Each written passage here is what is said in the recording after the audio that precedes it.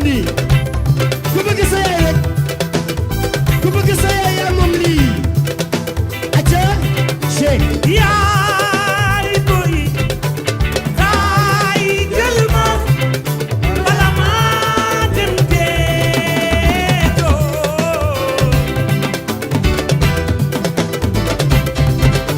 Yaay boy kaay jël ma bala ma dem géejoo.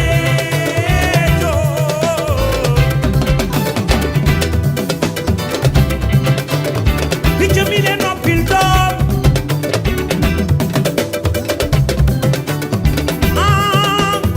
noppil doom picc mi le noppil doom xam nga balaa nga jëm tuuso sa yaay ñëw jël la yaayoo yaayi yaayee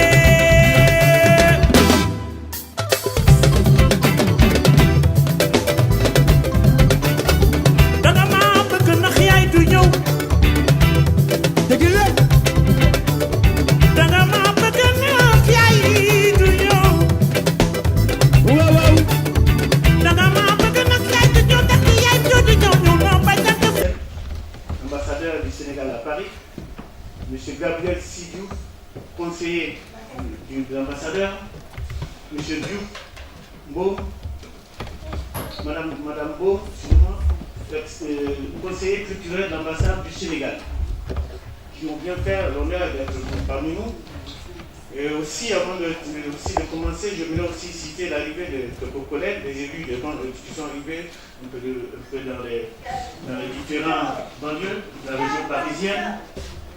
Je voudrais ici saluer M. Keïta Draman, adjoint maire de temps. M.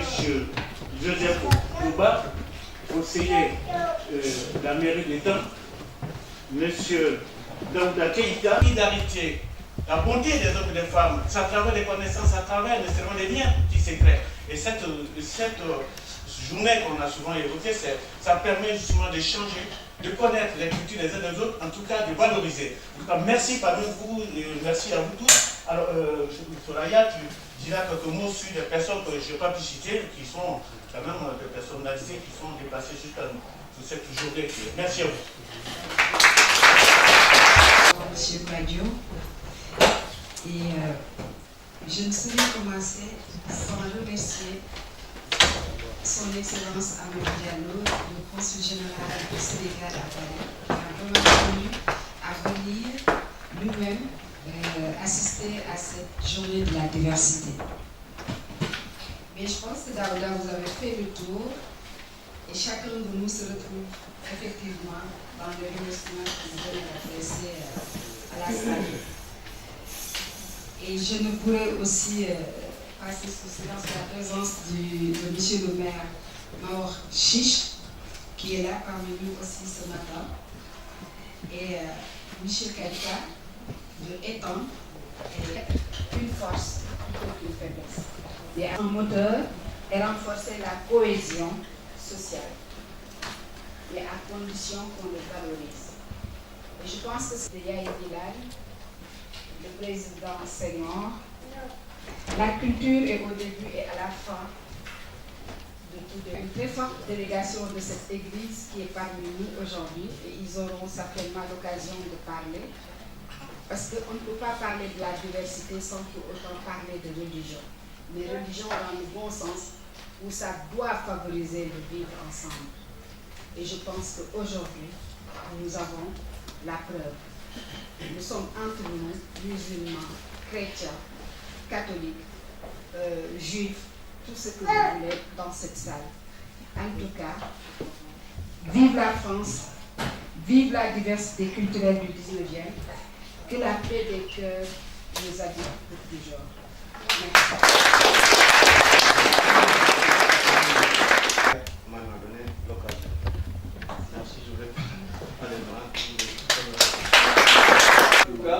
De la réconciliation, du rendez-vous, du donner et du recevoir. Et que donc, voilà, j'en profite pour souhaiter une bonne fête de Rosh Hashanah à nos amis juifs qui sont présents ici, qu'ils il y a également des communautés gays, il y a les centrales du Nazé. Notre premier projet, le plus proche, c'est de rentrer dans quelques temps. Et dans très peu de temps. Mais malheureusement, les choses étant ce qu'elles sont, par la suite, on devient migrant. Par la force des choses. Et je pense que c'est mon cas, et c'est le cas de peut-être les 3/4 des personnes qui sont dans cette salle-là. Il est venu avec nous, on n'a pas pu citer, je rectifie. Et donc, pour parler de la diversité, juste saluer l'action du 19e.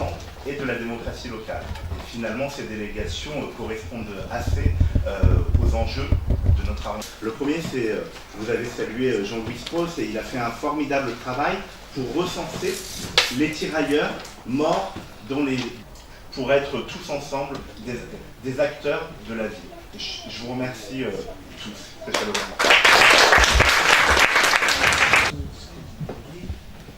Je voulais toujours dire que c'est toi qui t'occupes le débat participatif que tu animes avec beaucoup d'efficacité, qui permet au Guinée d'avoir en tout cas suffisamment de moyens pour encore faire avancer dans notre ville dans les années à venir. Merci. Comme vous, en même temps saluer ma consoeur, ma compatriote Rokhaya Ndiaye et tous les membres de son association, bien entendu toute la communauté sénégalaise qui est venue en force participer.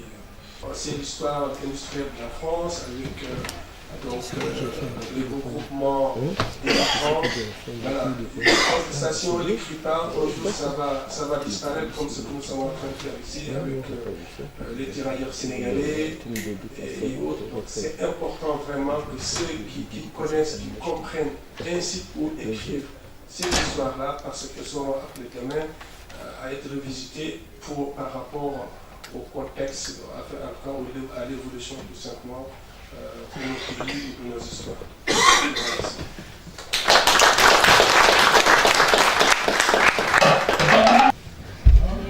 On est 6 ou 7 nationalités.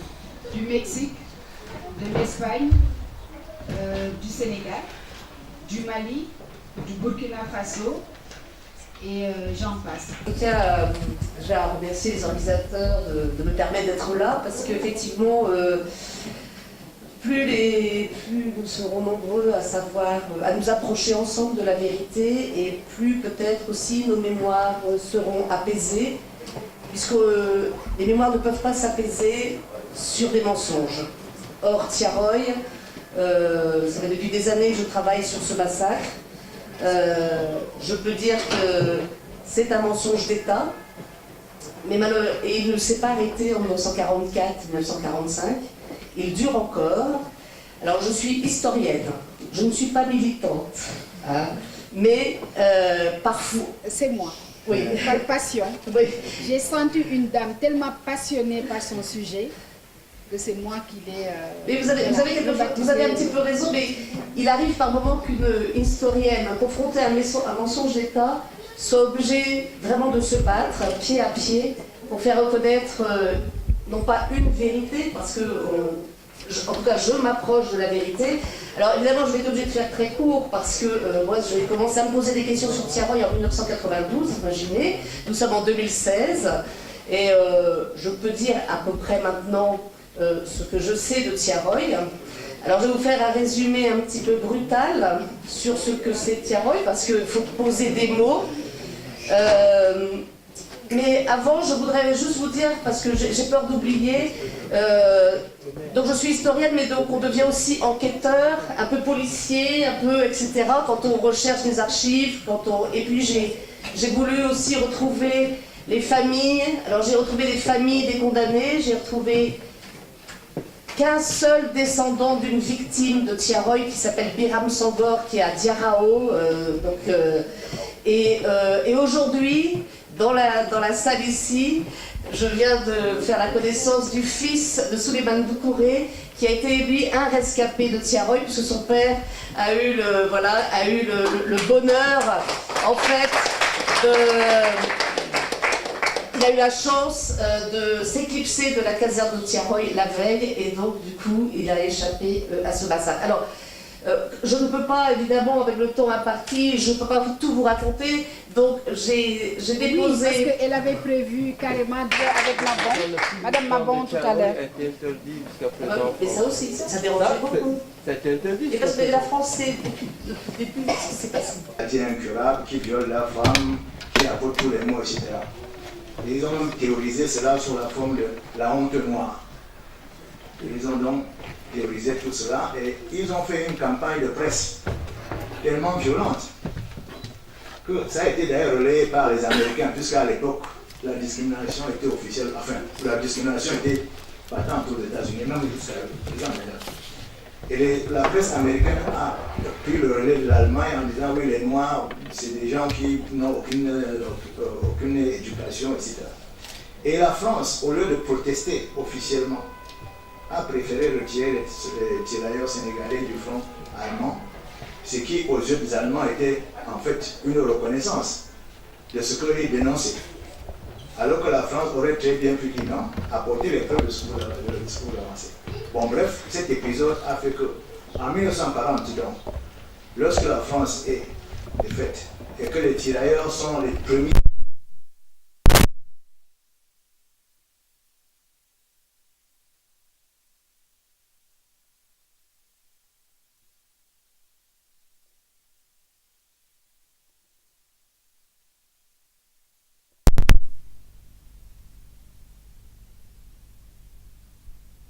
Et juin 1940, où tuer les soldats noirs avec des chars, les écraser avec des chars, avec l'artillerie et tout. Et à partir de là, il y a eu beaucoup de soldats noirs qui, malgré, puisqu'à un moment donné la France a développé le mouvement de résistance, et il y a eu des résistances, des résistants et des camps de résistants. Ce qu'on ne dit pas aujourd'hui en France, enfin ce qu'on n'a pas dit dans l'histoire, c'est que parmi les résistants qu'il y a eu en France, et ça a été un épisode vraiment extrêmement important pour l'histoire de France, parmi ces résistants, il y avait des Noirs, beaucoup de Noirs. Et certains même, comme Adiba, un Guinéen, un jeune Guinéen, qui avait créé le premier maquis dans les Vosges, parce que c'est lui qui avait pris contact avec un instituteur nommé Froitier et un plombier nommé Abrugère, en disant, voilà, il faut qu'on crée un mouvement de résistance ici dans les Vosges. Et c'est lui qui a initié tout cela. Et ils ont bâti ce mouvement, ceux de la résistance. Sans vouloir vous couper. Donc là, vous parlez des résistants de la Deuxième Guerre. De la Deuxième Guerre, oui. Que ça soit clair. Et pourquoi tous ces faits marquants-là ne sont pas connus du grand public? Ben justement, je voulais en venir à ça. C'est-à-dire que la France a toujours eu, dans mon livre, j'intitule ce chapitre, un devoir d'ingratitude. La France a toujours eu un devoir d'ingratitude envers ces soldats noirs. Et en fait, le véritable problème est né des hommes politiques. Parce que en 1940, donc, quand on commence à massacrer les tirailleurs sénégalais, il y a des jeunes Français, et des jeunes Françaises notamment, qui se portent marraines de guerre pour empêcher qu'on ne déporte ces soldats noirs dans les camps. Donc pensez-vous que c'est un oubli ou c'est fait délibérément, c'est une marginalisation? C'est une marginalisation, parce que je prends le cas d'Adiba. Adiba est le maquis des Vosges. Le maquis des Vosges a eu une importance particulière en France parce que les aviateurs anglais qu'on a envoyés larguer des armes et des vies, puisque la France était occupée. Il y a eu des anciens combattants, donc voilà, mon nom de famille, j'en retrouve des dizaines de morts pour la France. Et aujourd'hui, comme il disait, on peut se retrouver dans une situation de sans-papiers en France, alors qu'on est descendant d'hommes qui ont combattu pour la France, qui ont combattu pour l'honneur et la dignité de la France. Donc, il arrive à un moment où on demande aux intellectuels, surtout africains, de prendre leurs responsabilités face à l'histoire. Parce que c'est bien comme on dit, le rappel est pédagogique.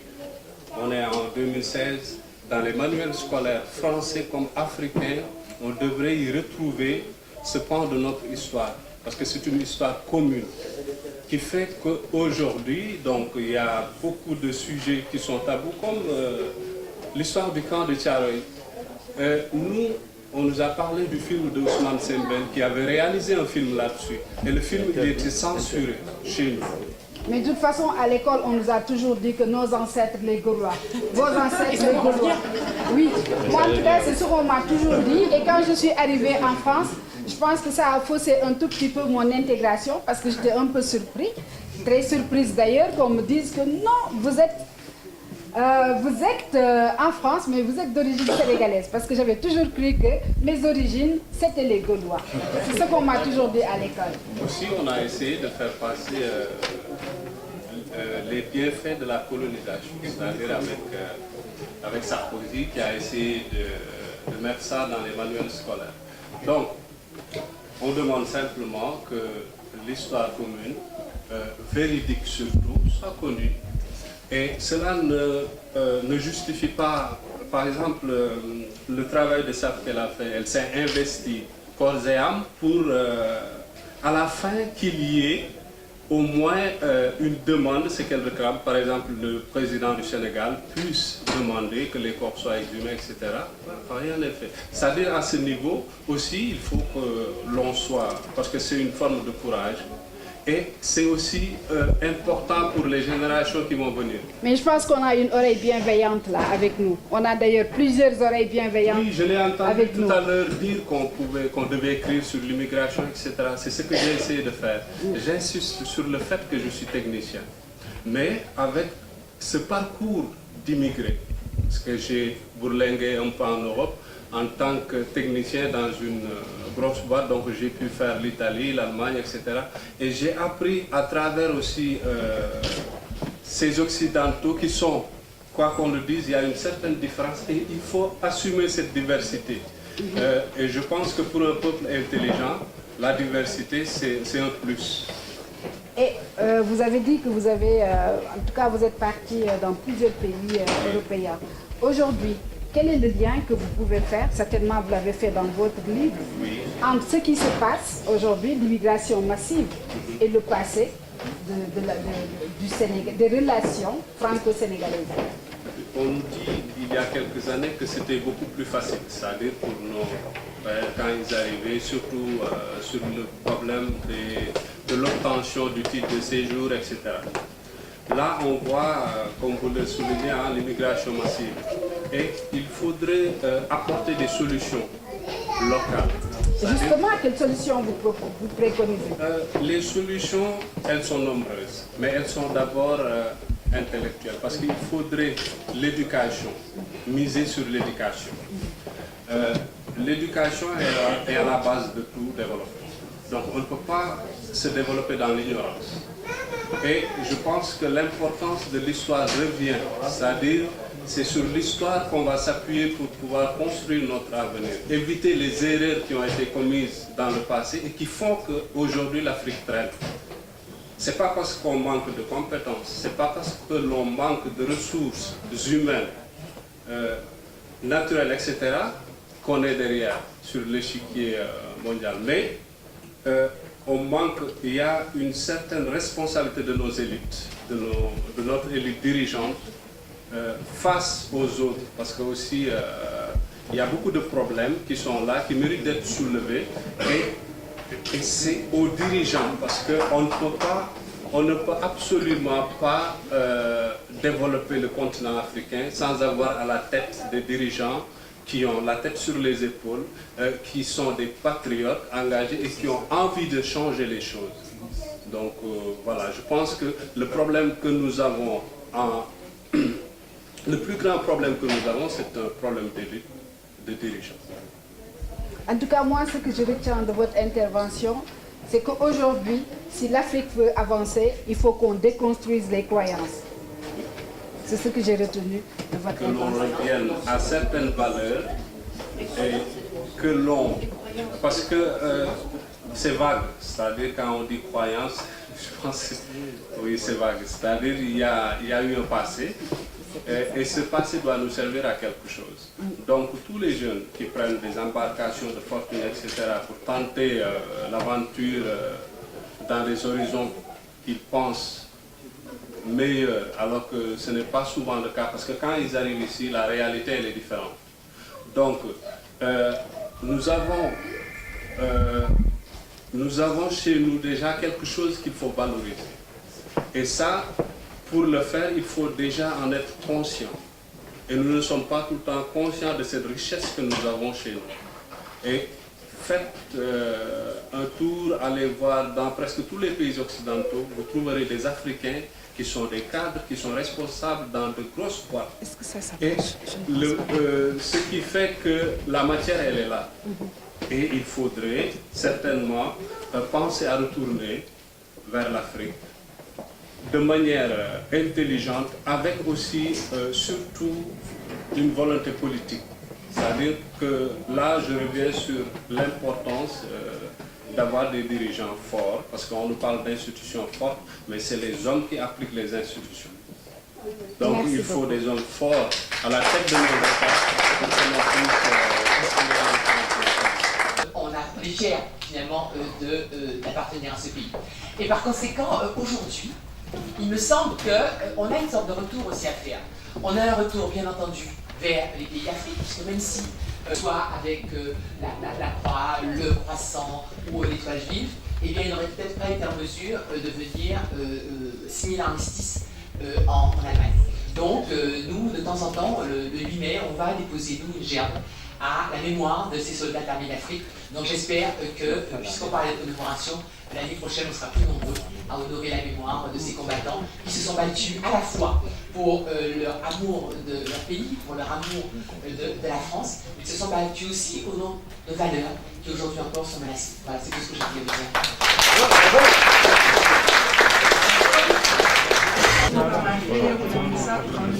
C'est mieux que c'est hypocrite. Ah oui, ça on peut pas le dire. All right.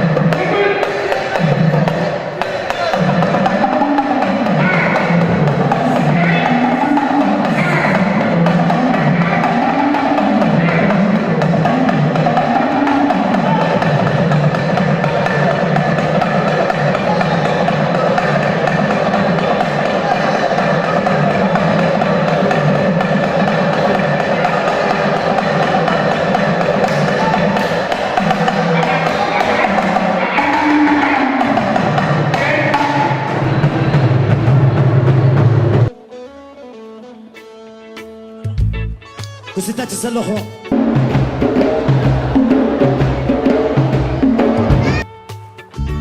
yàlla nga gisee ak Serigne Touba yomal xiyaam la loxo yi dal ndeysaan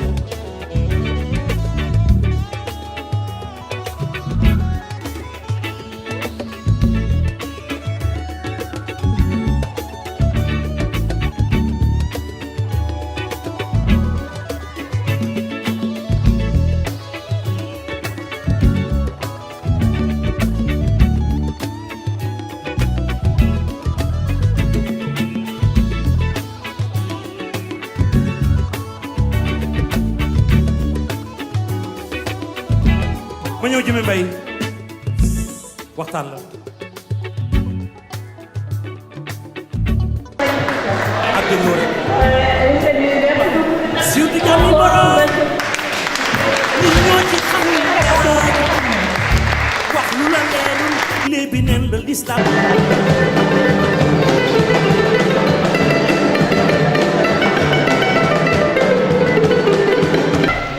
Bonjour, je suis Rokhaya, présidente fondatrice de l'association APIMIG, qui était aujourd'hui en partenariat dans cette journée de la diversité avec la mairie du 19e. Mais en fait, je suis impliquée à deux titres. D'abord en tant que présidente de l'association qui est partenaire, mais aussi en tant que membre élu de l'ACPE.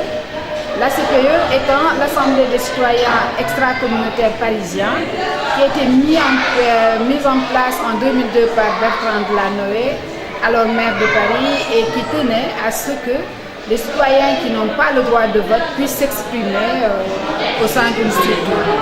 Voilà, c'est ça l'objet de l'ACPE.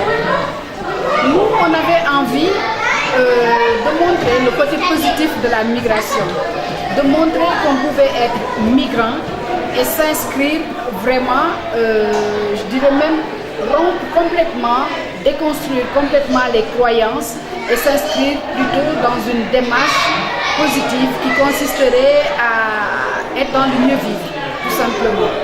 Le mieux vivre, c'est ce qu'on cherche. Ce n'est pas une question de religion, ce n'est pas une question de culture, ça le dépasse. Parce qu'aujourd'hui, si on est tous réunis ici dans un arrondissement où il y a plus de 130 nationalités, c'est grâce à la culture. La culture, elle est fédératrice. Et comme je l'ai dit ce matin, le fils de Yaye Ndilam se réveillerait aujourd'hui, le président Léopold Sédar Senghor, il serait content. Parce qu'il disait qu'après tout, s'il n'y a plus rien, il n'y a que la culture. Et comment vous avez trouvé ?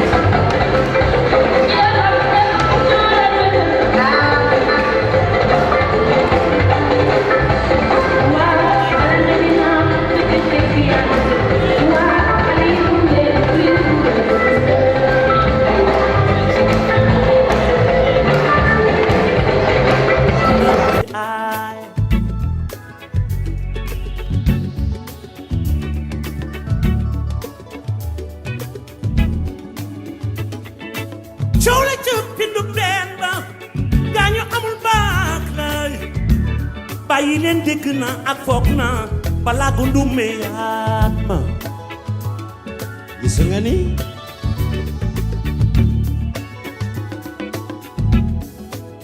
coon sa xel rafet na te noonu sa xel rafetee na